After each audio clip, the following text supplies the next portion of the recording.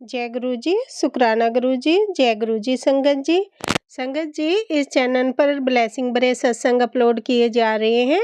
अगर आपको भी अपना शुकराना सत्संग शेयर करना है तो दिए गए व्हाट्सएप नंबर पर भेज सकते हैं।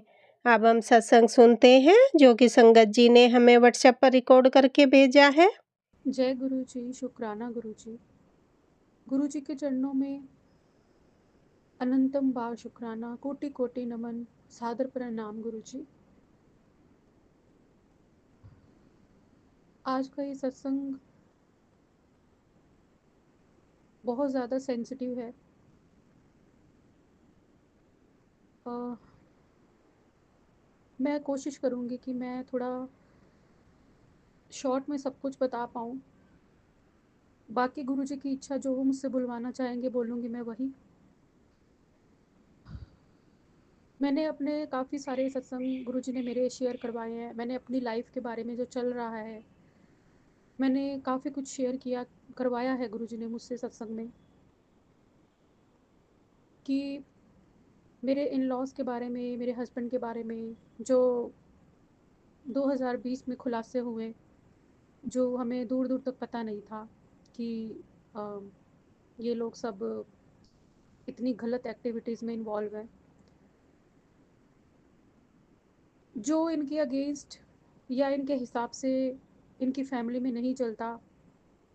संगत जी, अब हम लोग हैं जो, मैं कोई अपने आप को बहुत बड़ा भगत या बहुत बड़ी अच्छी नहीं बता रही, कुछ बता नहीं रही। मैं एक बता रही हूँ जो हम जैसे भगवान से डरने वाले लोग हैं, बुरा करने पर भगवान से डरने वाले लोग हैं जो हम लोग। वैसे तो हम भगवान को बहुत प्यार करते हैं, पर बुरा करने से पहले हम 10 बार सोचते हैं, 100 बार, करोड़ों बार सोचते हैं कि हमारा रब हमसे नाराज़ ना हो जाए, फिर हम कहाँ जाएँगे।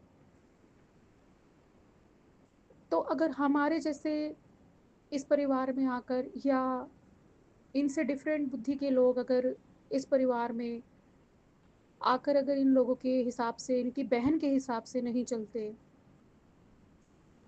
तो उनके ऊपर इतना ज़्यादा उनके ऊपर ये सब तंत्र क्रियाएँ ये लोग करवाते हैं। एक जने को टारगेट बना लिया जाता है कि अब इसका हिसाब पूरा करना ही करना है हर कीमत पे।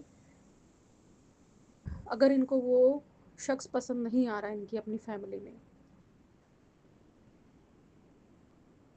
ये सत्संग में अपने घर की कहानी ना बताते हुए कुछ घटनाएँ बता रही हूँ ताकि आप लोगों को पता चले जो अभी रिसेंटली घटना हुई है, इसका उससे क्या संबंध है। और गुरुजी मुझे किस तरह से बचा रहे हैं, आप सब संगत ये सोच सकते हैं कि मैं कितने खतरनाक लोगों के बीच में रह रही हूँ और मैं, गुरुजी ने मुझे कैसे सँभाल रखा है और कैसे मुझे सहेज के रखा हुआ है गुरुजी ने मेरे को और मेरे बच्चे को, जो गुरुजी की संगत है, मेरा बच्चा भी। तो संगत जी, मैं बात शुरू करूँगी। मेरे हस्बैंड से सेकंड मैरिज है और मेरी मैरिज को 17 साल होने पर पूरे आ रहे हैं।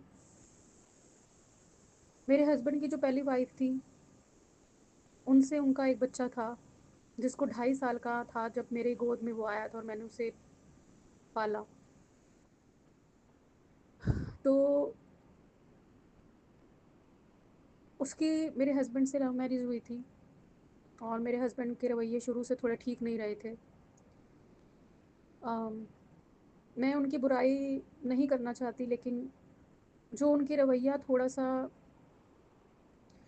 आप समझ सकते हैं मैं किस ओर इशारा कर रही हूँ कि थोड़ा लड़कियों में ज़्यादा ध्यान बाहर की।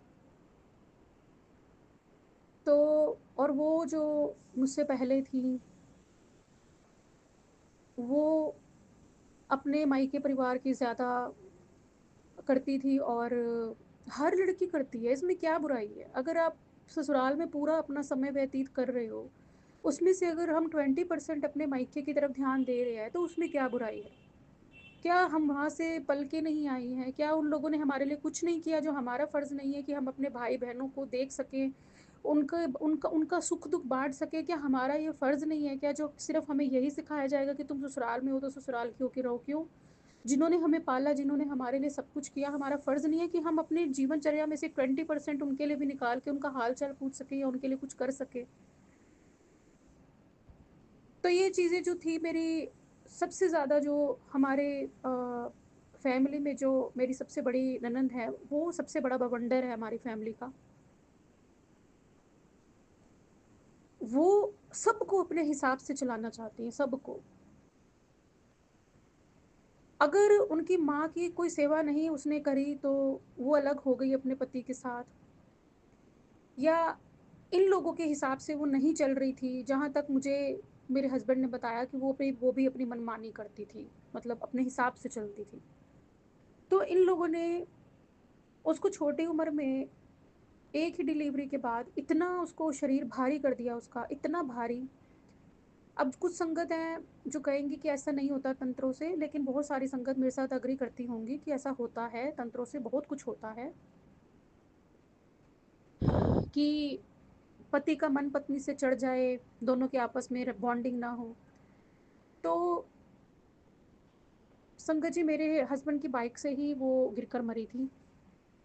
अपने मायके से सोनीपत से वो वापस आ रही थी, और उनके साथ में वो बच्चा भी था, 2.5 साल का आगे था वो। उसको तो मेरे हस्बैंड ने अपने बचा लिया था, लेकिन जो इनकी वाइफ़ थी, वो पीछे की तरफ जाके गिरी थी। तो और हॉस्पिटल में 1-2 दिन के बाद उनकी डेथ हुई थी। तो उसके बाद 6 महीने के अंदर-अंदर मेरे साथ मेरे हस्बैंड के बातचीत चली थी, और किसी के थ्रू चली थी। तो हम लोग जानते नहीं थे एक-दूसरे को, ना हमारी फैमिलीज़ जानती थी, पर जो काली माँ को मंज़ूर था उन्होंने वही करवाया, और मैं इस फैमिली में आ गई। मुझे इतने सालों तक कुछ पता नहीं चला कि ये लोग इतनी गलत एक्टिविटीज़ में इन्वॉल्व हैं, और यहाँ तक कि मेरे हस्बैंड भी, मुझे नहीं पता था। मैं सोचती थी ये लोग ऐसे नहीं हैं बिल्कुल भी, और हम लोग तारीफ़ करते थे कि आजकल लोग इतने टूने-टोटके वाले होते हैं, लेकिन ये लोग कितने, मतलब चाहे कैसे भी हैं, लेकिन ये लोग इस चीज़ में नहीं हैं। और हमें नहीं पता था कि ये लोग सिर्फ़ इसी चीज़ में ही सबसे ज़्यादा हैं। गिरे हुए से गिरा हुआ तांत्रिक, गिरे हुए से गिरा हुआ मुल्ला, जिनके पास से जाते हैं और खतरनाक से खतरनाक करवाते हैं। तो संगत जी, मेरी जो ननद है, मैं बता दूँ, उनकी बहू की एज और मेरी एज सेम है। तो वो ननद मेरी सास की सास ही लगा लीजिए एक तरह से। मेरी सास भी इन्हीं एक्टिविटीज़ में इन्वॉल्व थी। तो उन्हें तो काली माँ ने हटा दिया कि ये तो घर बसने नहीं देगी। फिर मेरी ननद की बहू आई, तो धीरे-धीरे वो उसमें इन्वॉल्व हो गई। अब जो मेरी छोटी ननद है, वो भी मतलब मेरी बड़ी ननद की सेम ऐज की ही हैं, उनसे 1-2 साल छोटी होंगी। उनके हस्बैंड भी इसी तरीके से, उनकी भी सेकंड मैरिज हुई थी, फर्स्ट मैरिज उनकी खराब हुई थी और सेकंड मैरिज उनकी हुई थी। तो जो उनके सेकंड हस्बैंड थे, उनको बिल्कुल एक कमरे में डालकर सड़ा-सड़ा के मारा गया है, और उनकी ही छवि हर जगह खराब की गई कि ऐसा है।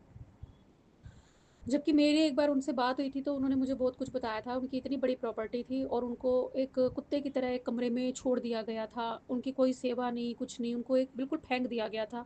जो एक इमोशनल, एक फ़िज़िकल सपोर्ट वाइफ़ का होना चाहिए, वो उनको नहीं मिला था। वो सड़-सड़ के मरे हैं। और ऐसे ही कोई बीमार नहीं पड़ जाता अचानक से, ये तंत्र-मंत्र ही होते हैं, जो इंसान को बीमार और मारण क्रिया तक ले जाते हैं। जो भक्ति के रास्ते पर, जिन्होंने भगवान का रास्ता पकड़ा, और जिन्हें गुरुजी महाराज की शरण मिली है, माँ काली की शरण मिली है, बजरंगबली की शरण मिली है, जिसने पूरा भक्ति के मार्ग पे जो है, वो बार-बार गिरता रहता है लेकिन बच जाता है। उसकी जान बच जाती है, उसको बार-बार बचाया जाता है। इसका सबसे बड़ा उदाहरण मैं हूँ। खून के आँसू मुझे रुलाए जाते हैं, लेकिन मेरे गुरुजी महाराज और मेरी माँ काली मुझे कभी भी आँच नहीं आने देती मेरे ऊपर और बच्चे के ऊपर, कभी आँच नहीं आने देती। तो इस तरीके से ये 2 डेथ पहले हो चुकी हैं, और अभी संगत जी बहुत गलत इंसिडेंट एक हुआ है, एक्सीडेंट हुआ। जो मेरी ननद की बहू हैं, उन्होंने परसों फांसी लगा के आत्महत्या कर ली। मेरा मन बहुत विचलित है मेरा मन बहुत विचलित हुआ, बहुत ज़्यादा। मेरे पास गुरुजी महाराज के आ रहे थे, परिवार में अकाल मृत्यु का खतरा है, सत्संग सुन ले। मैं सत्संग, मुझे याद नहीं मैंने सुना या नहीं सुना, मैं सुनती तो हूँ, कई बार मेरे सेव टू वॉच लेटर में रह जाते हैं। और जब ये खबर आई तो मेरा मन बहुत ज़्यादा शांत हो गया, मैं बहुत रोई। हालाँकि मैं 5 साल से इन लोगों से बिल्कुल वास्ता तोड़ चुकी हूँ, मैं अपने हस्बैंड के साथ रहती हूँ, लेकिन ससुराल से मैं वास्ता बिल्कुल तोड़ चुकी हूँ, वहाँ कुछ भी हो मैं नहीं जाती। शादी तक हो मेरे ननद के बेटे की हुई, छोटे ननद के बेटे की हुई तो मैं नहीं गई थी। इससे ज़्यादा और कुछ नहीं कहा जा सकता कि मैं उन लोगों से बिल्कुल तोड़ के अलग हो चुकी हूँ। मेरे हस्बैंड हर समय वहीं घुसे रहते हैं, हर समय वहीं घुसे रहते हैं। और जो बड़ा बेटा जिसको मैंने पाल-पोस कर बड़ा किया, जो मुझे बहुत सम्मान आदर देता था, प्यार करता था, उसे भी उन लोगों ने वहीं का बना लिया है और वो भी अंदर ही अंदर मेरे लिए एक विषैला जीव बन चुका है मेरे लिए वो भी। उसे भी गुरुजी सद्बुद्धि बख्शेंगे और उसके सामने सच्चाई लाएँगे कि ये लोग गलत हैं। अब वो गुरुजी महाराज को पता गुरुजी महाराज ने क्या करना है। तो संगत जी वो मेरे से आज से 10-12 साल पहले जब मेरी बातचीत होती थी तो वो मेरे बहुत क्लोज़ थी, वो बहू जिसने सुसाइड किया है।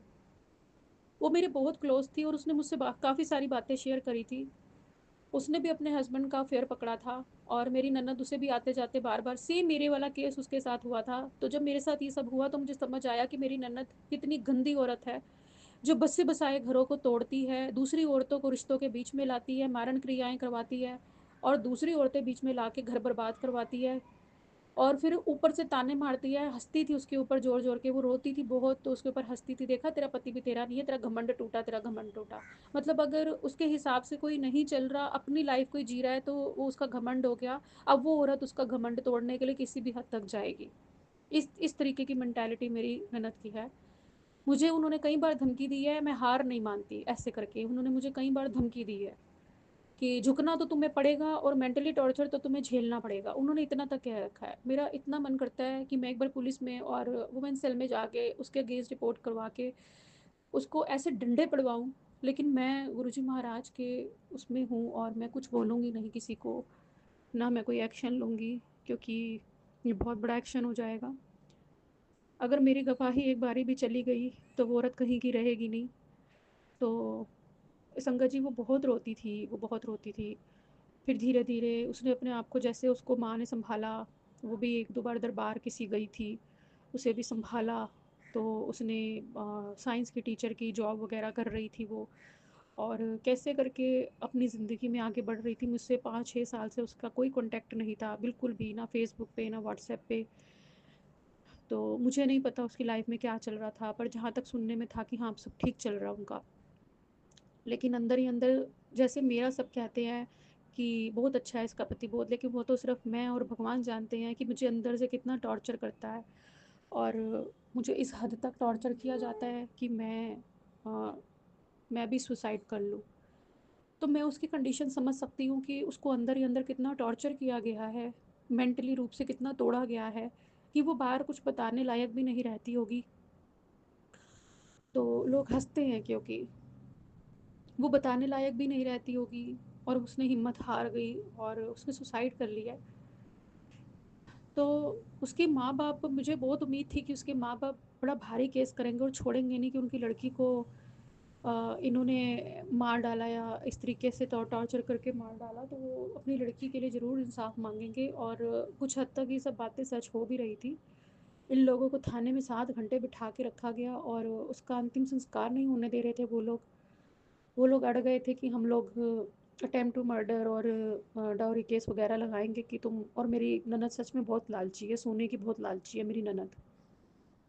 तो उन लोगों ने काफ़ी कुछ कहा था कि हम लोग केस लगाएँगे ये सब, लेकिन अगला दिन आते-आते तक धीरे-धीरे इन लोगों ने, पता नहीं इनके पास कौन-सा ऐसा घोरी तांत्रिक बैठा है और इनकी कौन-सी ऐसी इतनी मेजॉरिटी और इतनी इनकी आपस में है कि पुलिस को पता नहीं इन्होंने कितना पैसा खिलाया कि पुलिस ने पता नहीं रिपोर्ट भी नहीं लिखी और वो लोग रोते हुए चुप करके वहाँ से चले गए हैं और मेरे हस्बैंड, मैं तो वहाँ गई भी नहीं, जो मेरे हस्बैंड ने बताया घर आके, तो मेरा मूड बहुत अपसेट था। मैंने इनको बोला कि मेरे से बात मत करो, आप चुप रहो। एक तो उनकी लड़की मर गई, ऊपर से उन पे गंदे-गंदे इल्ज़ाम लगा रहे हो। बस मैंने इतना ही बोला।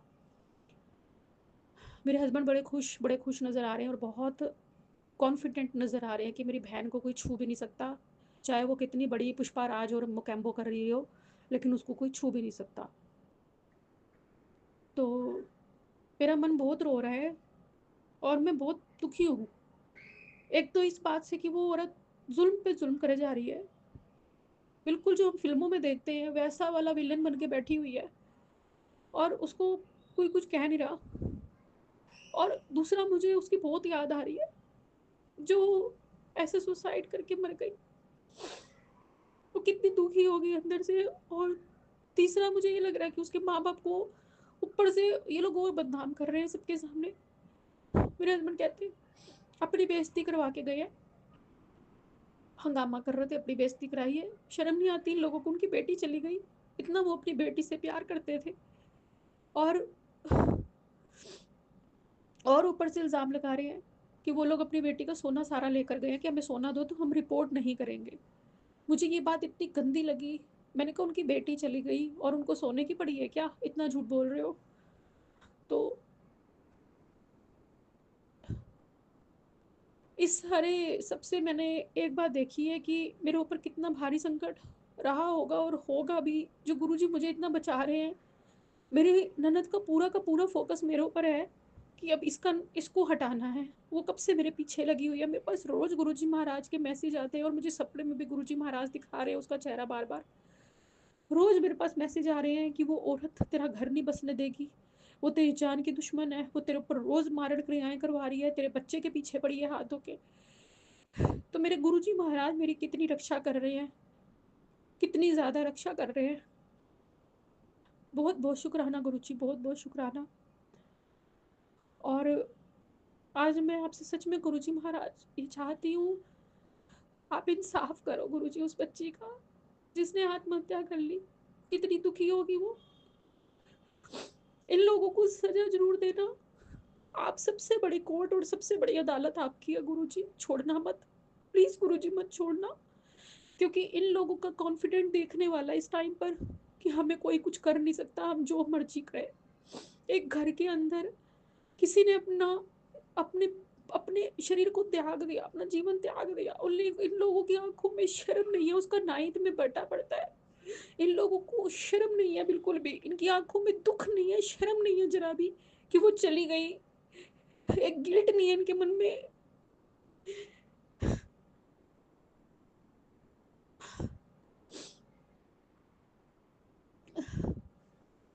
हम सब संगत की जब हम मिल के अरदास करते हैं, तो बहुत शक्ति होती है उस अरदास में।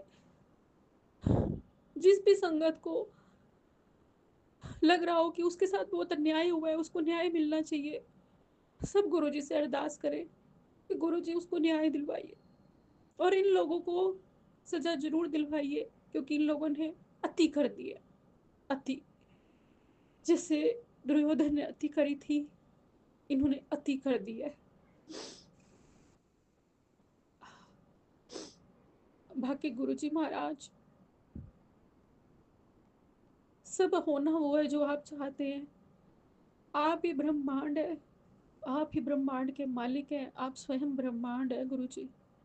आप कण-कण में विराजित हैं, आपको पता है कौन क्या कर रहा है, किसका क्या करना है। जय गुरुजी, शुक्राना गुरुजी। मेरा मन बहुत विचलित है, इसलिए गुरुजी आपने ये सत्संग करवाया मुझसे, नहीं रहा जा रहा। उसकी आत्मा को शांति देना, अपने चरणों में स्थान दीजिए गुरुजी।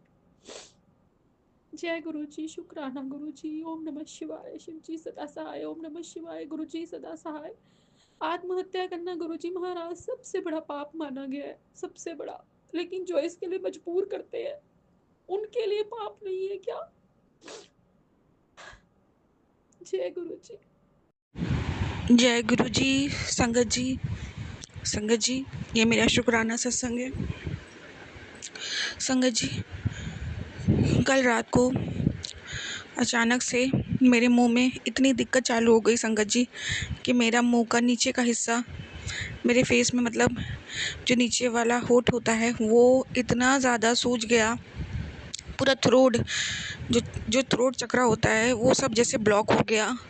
ना मुँह से सही से बोल पा रही थी, ना ही कुछ कर पा रही थी संगत जी। बहुत पेन हो रहा था, बहुत परेशान हो रही थी संगत जी, बहुत पेन में थी। तो जो मैंने बेलपत्र शिवलिंग पे चढ़ाया था वो मैंने खाया।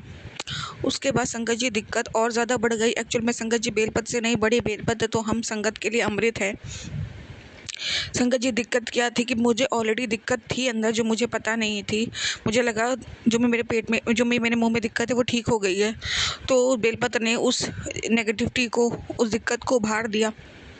गुरुजी ने मुझे गले के कैंसर, थ्रोट कैंसर के ऑलरेडी सत्संग सुनाए थे।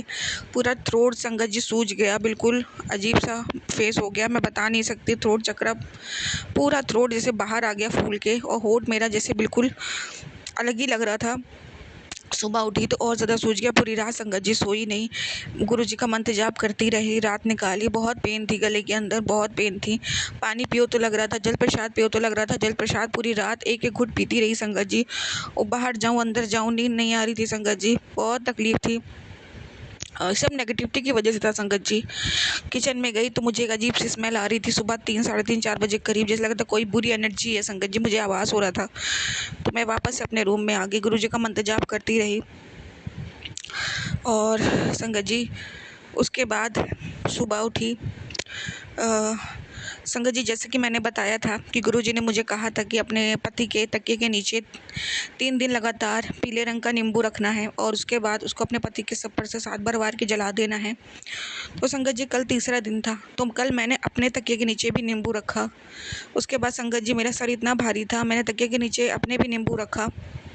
मैंने भी उसको सुबह अपने हस्बैंड के नींबू के साथ वो वाला नींबू भी जलाया संगत जी। पहले मैंने अपना नींबू जला दिया, उसके बाद मैंने अपने हस्बैंड अंकल का भी नींबू जो था वो मैंने उनके ऊपर से वार के जलाया। थोड़ी सी 19-20 उससे राहत आई संगत जी। उसके बाद मैंने उसे पिकवा दिया बाहर। उसके बाद संगत जी क्या हुआ कि फिर मेरे हस्बैंड अंकल को अचानक से इतनी खांसी आने लग गई कि मैं बता नहीं सकती। ये वाली जो खांसी है संगत जी तभी आती है जब उन पर नेगेटिविटी हावी होती है या उन पर ब्लैक मैजिक किया गया हो संगत जी। उसके बाद वो सारा कुछ मैंने उनके ऊपर से, वही मैंने जो गुरुजी ने मुझे बहुत पहले बता रखा था, पीली सरसों, 2 लौंग, 7 काली मिर्च, कपूर डाल के उनके सर से 7 बार वार के 21 बार मंत्र जाप करके 3 बार ये बोल के कि जो भी तंत्र मंत्र, काला जादू, काली के वशीकरण मेरे पति पर किया गया वो सब समाप्त हो जाए, ये बात ये चीज़ 3 बार बोल के जला दिया। उसके बाद संगत जी मेरे पति की खांसी रुकी, उन्हें राहत आई, और 7 बार गुरुजी का मंत्र जाप करके मैंने उन्हें शहद भी चटाया था। फिर वो अच्छे से अपनी शॉप चले गए। उसके बाद संगत जी मैंने भी अपने ऊपर से उसी चीज़ों को वारा। मैंने वारा संगत जी, जो मेरा होठ बिल्कुल लटक गया था सूज के, वो धीरे धीरे ठीक होने लग गया संगत जी। बताइए संगत जी, डॉक्टरी बीमारी होती तो क्या काली मिर्च और 2 लौंग, 7 काली मिर्च, पीली सरसों सर में 7 बार वारने से संगत जी जो होठ लटक गया है वो संगत जी वो एकदम से वापस से ठीक कैसे हो सकता है संगत जी, ये बताइए। तो ये ब्लैक मैजिक ही तो है। जो लोग कहते हैं उपाय गुरुजी नहीं बोलते, जो लोग कहते हैं कि ये सब चीज़ें नहीं होती, संगत जी ये सब होता है। जिससे एक्सपीरियंस क्या है उससे पूछे, गुरुजी उपाय बताते थे संगत जी। मैंने पुरानी संगत के कई सत्संग सुने हैं, कुछ संगत कहते हैं नहीं बताते थे, कुछ संगत के मैंने सुने हैं कि जिनको गुरुजी ने बताया है। एक संगत के अंकल जी के ऊपर 4 करोड़ का ऐसे कुछ कर्जा था संगत जी, तो गुरुजी ने उनको उपाय बताया था कि अपने पति के पॉकेट में जो खड़ी हल्दी होती है वो रखो, और कुछ वो उन्होंने बहते पानी में डालने को बोला था। बहुत उपाय गुरुजी बताते थे और गुरुजी की खूब ब्लेसिंग मिली, तब उनका कर्ज माफ़ हो गया। तो ऐसे संगत जी गुरुजी बताते थे पुरानी संगत को, तो उनके उपाय कारगर होते हैं संगत जी। तो मैंने वो अपने ऊपर सेवा, तो धीरे धीरे मेरा होठ काफ़ी अंदर हो गया। उसके बाद मैंने मंत्र जाप करके गुरुजी का जो शहद है वो मैंने 7 बार मंत्र जाप करके मैंने उसे भी चखा। गुरुजी का जल प्रसाद संगत जी, और जो अपने घर में शिवलिंग है उसको भी जो मैंने स्नान कराया तो उससे भी जल प्रसाद निकला, उससे घर में छिड़का, उसे उसका भी आचमन किया। धीरे धीरे अभी मेरा होठ बहुत ठीक हो गया है। गले में थोड़ी सी नामात दिक्कत है संगत जी, और अभी इस वक्त मुझे लग रहा है मुझे फीवर, मेरा हेडेक हो रहा है, दिन थोड़ा भारी जा रहा है संगत जी, पर मुझे पता है गुरुजी संभाल लेंगे। करने वाले कराने वाले सब गुरु जी हैं, मेरे बस में कुछ नहीं है। ये सब ब्लैक मैजिक की वजह से है संगत जी। और आज नाग पंचमी का शुभ अवसर है, और नाग पंचमी गुड़िया दोनों साथ है, और ऐसे अवसरों पे बोलते हैं कि सावन हो, कोई भी तीज त्योहार हो, अगर ये अच्छे होते हैं तो लोग इन्हीं पे ब्लैक मैजिक ज़्यादा करते हैं संगत जी। जब मैं सुबह अपने बालकनी पे सफाई कर रही थी, तो मुझे वहाँ कुछ जो कंडी नहीं होती है गोबर की संगत जी, जिस पे हम लोग हवन करते हैं, वो कुछ मुझे पड़ी मिली। मैंने कहा अरे, मैंने तो कल ही सफाई की थी, यहाँ ये सब कैसे आया।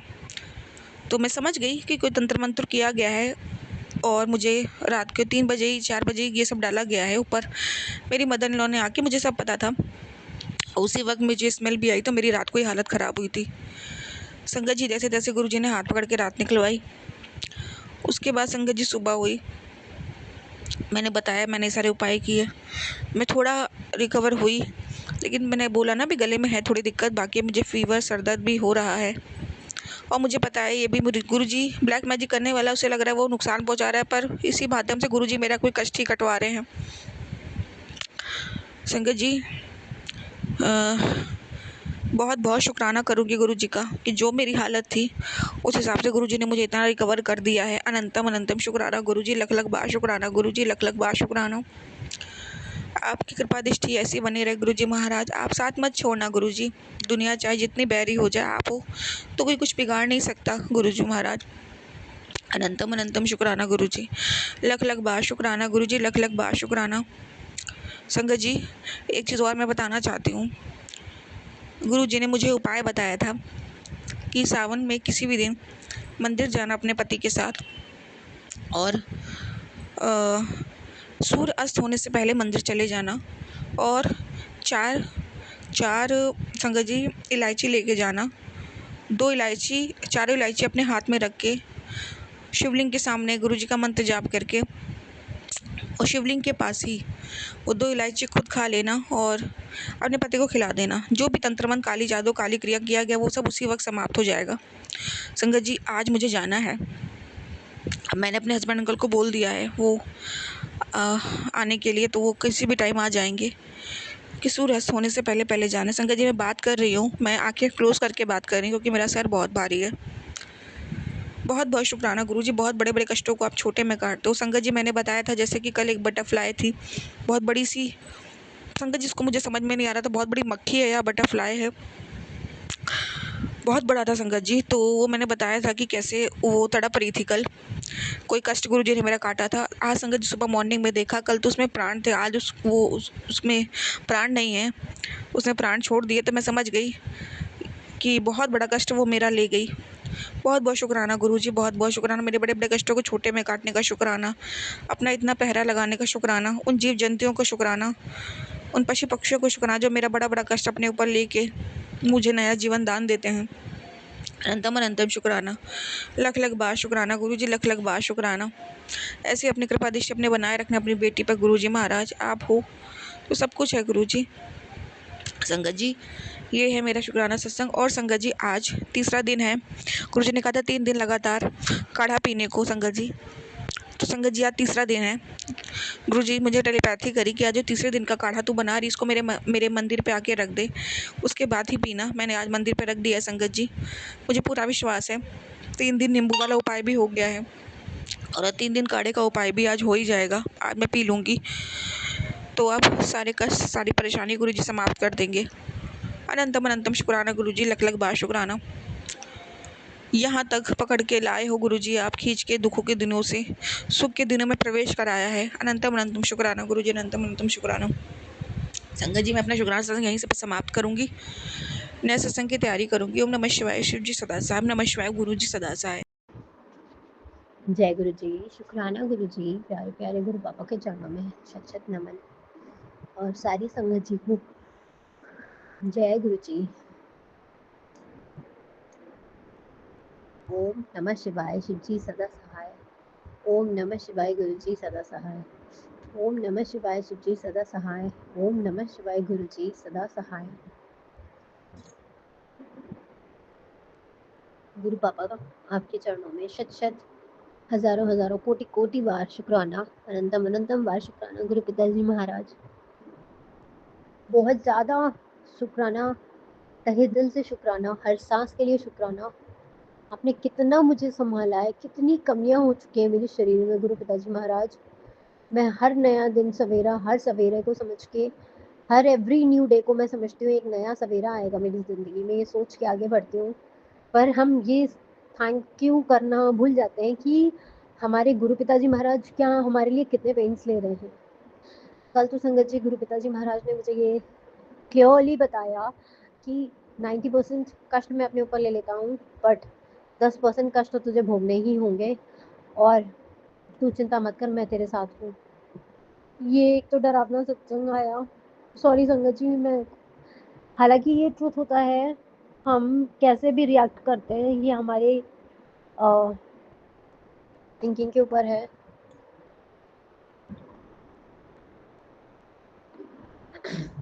और आज तो जब मॉर्निंग में मैं सो के उठी तो मेरी आंखों तले पैरों तले जमीन निकल गई संगत जी, जब गुरु पिताजी महाराज ने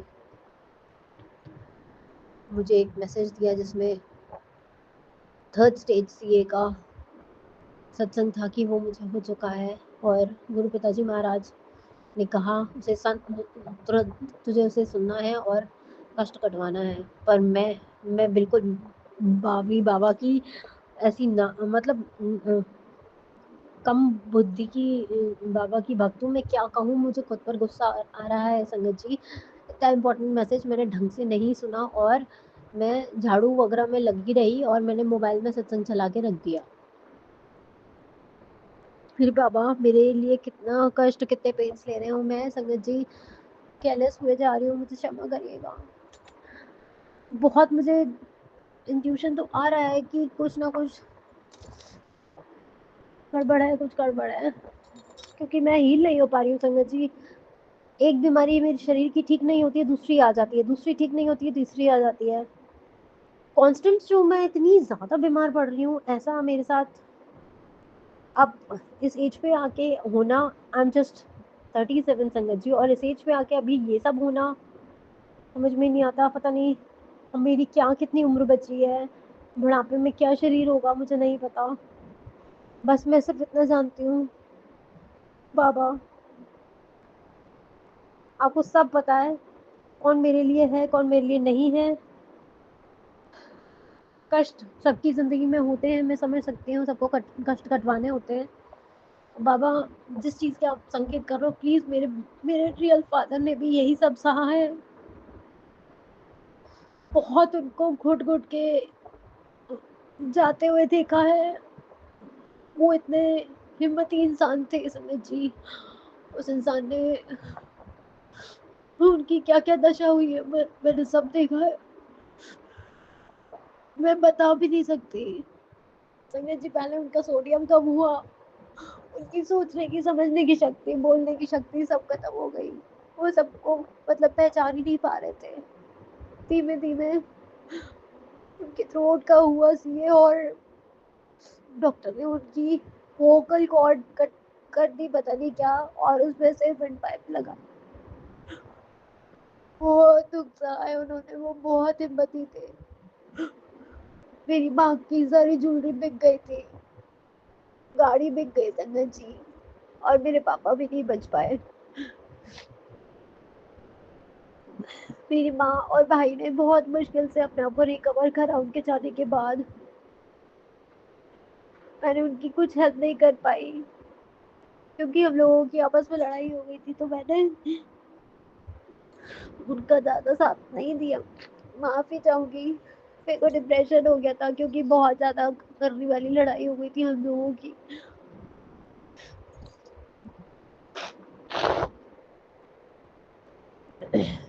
उस टाइम मुझे कर्रा झटका लगा और मुझे रियलाइज हुआ कि जो जिन्हें मैं अपना खुद का परिवार मानती हूँ,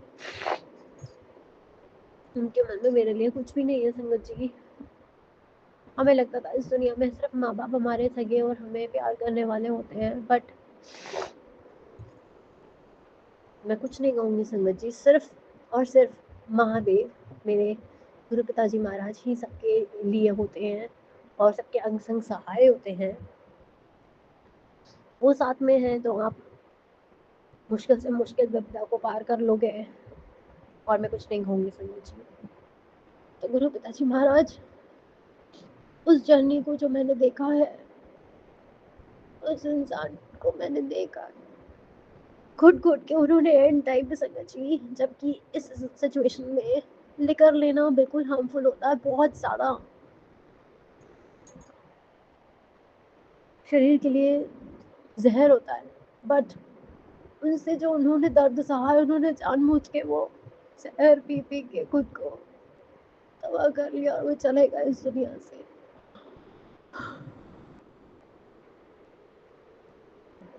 जबकि वो इतने अच्छे इंसान थे, इतने प्यारे और मासूम इंसान थे संगत जी। सबका भला करते, सबका अच्छा करते।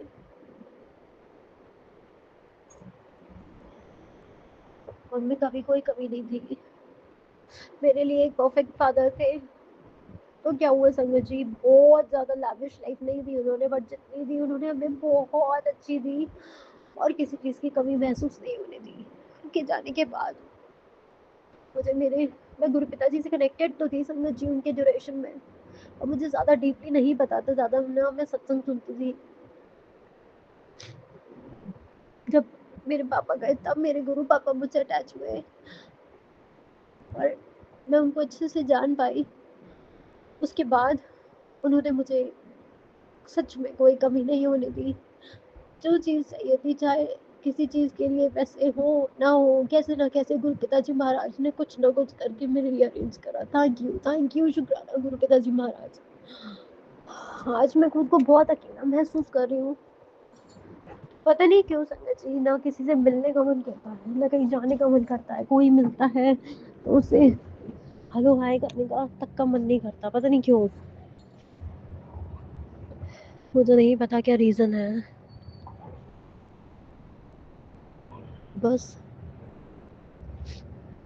किसी की से कुछ भी बात करने का मन नहीं करता। जो भी मुझसे गलतियाँ हुई हैं उसके लिए क्षमा प्रदान कीजिएगा। हर समय आलस आता रहता है, ना घर का काम करने का मन करता है, ज़बरदस्ती खुद को रोक पीट के घसीट के घर के काम करती हूँ संगत जी। क्योंकि मैं एकदम खुश अंदर से नहीं रह पा रही हूँ, तो मैं अपने फैमिली मेम्बर्स को भी खुश नहीं कर पा रही हूँ, ना हस्बैंड अंकल को। मेरे दोनों बच्चे भी मुझसे दूर भागने लग गए हैं संगत जी। अभी मेरा बेटा छुट्टियों में आया था, बट उस टाइम मेरी ऐसी तबीयत खराब हुई संगत जी, बेचारा भूखा बैठा रहता था और वो भूखा प्यासा चला गया संगत जी। मैं सिर्फ सैंडविच बना के ही दे पाई मैं उसको।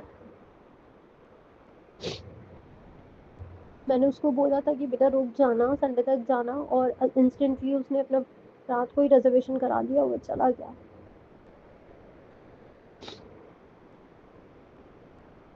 कल की बात है संगत जी, मेरी बेटी सुबह मॉर्निंग में उठी एंड शी सेड मुझे अभी आपके साथ नहीं रहना है, मैं आपके साथ रह के बोर हो गई हूँ।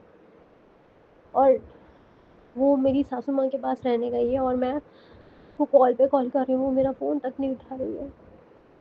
इसको मैं जान से भी ज़्यादा प्यार करती हूँ संगत जी। जिन बच्चों के लिए जो गुरु पिताजी महाराज ने जो ब्लेस किए हैं बच्चे, उनके लिए हम सबसे दुनिया भर से लड़ जाते हैं, उनके लिए सारी चीज़ें बेस्ट से बेस्ट प्रोवाइड करनी।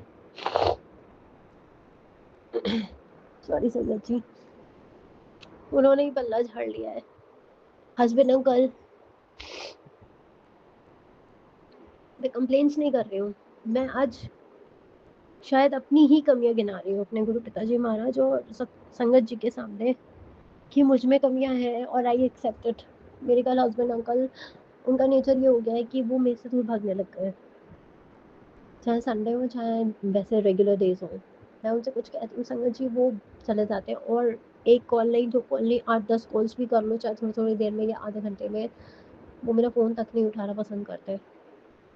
एंड ही ऑलवेज सेज कि I am busy in some social meetings, जिसका कोई मोटिव एजेंडा कुछ नहीं है, बस जस्ट लाइक दैट।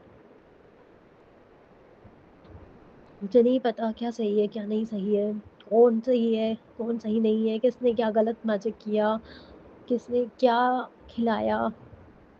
गुरु पिताजी महाराज, आपको सब कुछ ट्रूली सरेंडर कर रही हूँ। हमेशा किया सरेंडर आपको, और आज फिर से दोबारा से सरेंडर कर रही हूँ। सब कुछ आपके भरोसे बाबा। सब रिश्ते बिखर रहे हैं, इन सब रिश्तों को प्यार से जोड़ दो। जो हमारे सगे संबंधी रिश्ते हैं, उनसे भी हमारा प्यार और बोलचाल अगर नहीं बनी रहेगी तो हम किसके आसरे जिएंगे। ऐसे तो बहुत डिप्रेशन एंग्जाइटी मेरे को बढ़ती चली जाएगी। मुझे खुश रहना है गुरु पिताजी महाराज। हम सब हेल्दी सोल हैं, हम सब बहुत ब्लेस्ड है कि हमें गुरु पिताजी महाराज मिले। शायद कुछ अच्छे कर्म किए होंगे पिछले जन्म में जो हमें बाबा का साथ मिला। बस आज यही तक शुक्राना सत्संग की सेवा में रखना चाहूँगी। जो भी गलतियाँ हुई हो सत्संग शेयर करने में क्षमा प्रार्थी होता है, दिल से माफ़ कीजिएगा। कान पकड़ के माफ़ी मांग रही हूँ गुरु पिताजी महाराज और संगत जी आपसे भी। हो सके तो अपनी बेटी को माफ़ कर दीजिएगा कि शुक्राना सत्संग हर समय रेगुलरली नहीं कर पाती। बट हाँ, इतना ज़रूर कहूँगी कि बाबा लव यू सो मच। आप ही मेरी स्ट्रेंथ हो, आपसे ही मुझे एनर्जी मिलती है। बाकी सब मेरे बाबा को सब कुछ पता है, क्या है मेरे मन में, क्या मेरे गुरु पिताजी से मेरी रिक्वेस्ट्स हैं। मुझे अरदास करनी अच्छे से नहीं आती, ना मैं पूजा पाठ बाबा का अच्छे से कर पाती हूँ जो वो अच्छे से क्लियरली बताते हैं। माफ़ कीजिएगा गुरु पिताजी महाराज। तो बस संगत जी आज गुरु पापा से आज्ञा लेते हुए शुक्राना सत्संग यहीं तक। जय गुरु जी, शुक्राना गुरु जी। जय गुरु जी, शुक्राना गुरु जी। जय गुरु जी संगत जी। संगत जी अभी हमने सत्संग सुना और आज के सत्संग को मैं आगे बढ़ाते हुए गुरु जी का मंत्र जाप करना चाहूँगी। ओम नमः शिवाय, शिव जी सदा सहाय। ओम नमः शिवाय, गुरु जी सदा सहाय। ओम नमः शिवाय, शिव जी सदा सहाय। ओम नमः शिवाय, गुरु जी सदा सहाय। जय गुरु जी, शुक्राना गुरु जी, जय गुरु जी संगत जी।